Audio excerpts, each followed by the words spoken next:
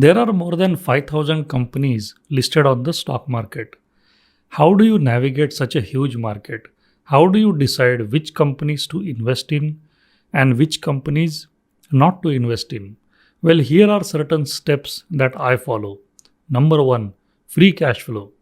Filter out companies depending on whether they are capable of producing a free cash flow or not. If a company is not able to produce a free cash flow, just stay away from the company. And what is free cash flow?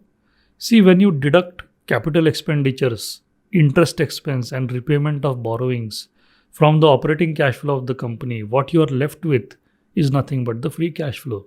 If that number is positive, then you are looking at a good business, especially if that number has been positive consistently over the past 10 years.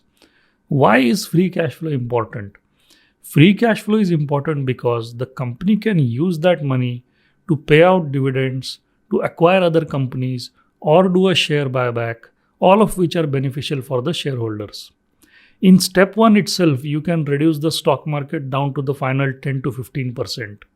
This means 85 to 90% of the stock market is garbage. Number 2, growth rate.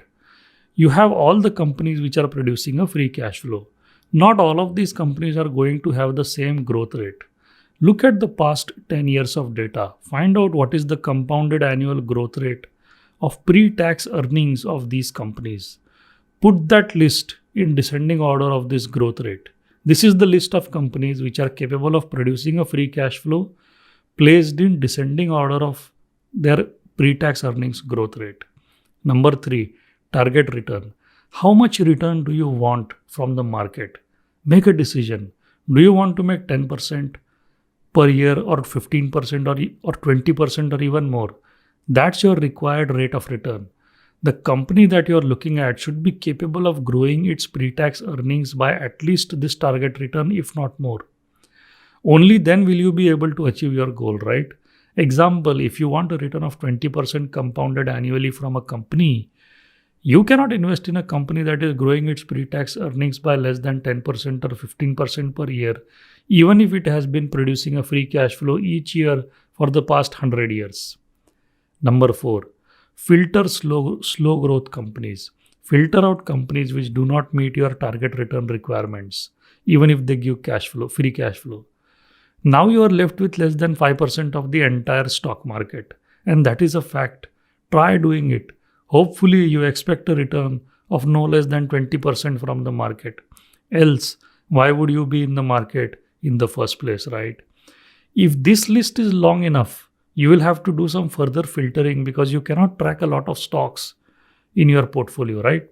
Most professional investors, they either have a 10-10 portfolio wherein you have only 10 companies in the portfolio and you invest 1/10 of your investment capital in each of these companies at cost. Or you have a 20 stock portfolio where you invest 5% of your capital in 20 companies each. You cannot track more than 20 companies. By any chance, if you want to be super focused, it makes sense to invest only in the top 5 companies in your list.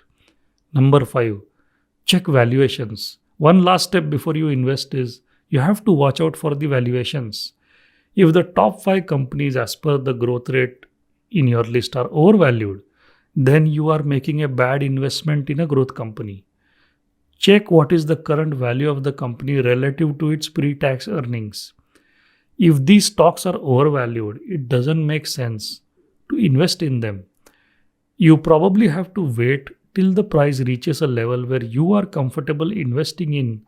And if at all it doesn't reach that level, then you have to stay away from the market because it's not meeting your target return. Investing is a game of patience. Investing is not a game of analysis. Anyone can do the analysis. But patience is a virtue which is held by very few people. The ability to sit and do nothing with cash is the most important quality that you can possess. Otherwise, you will make financial blunders. Thank you so much.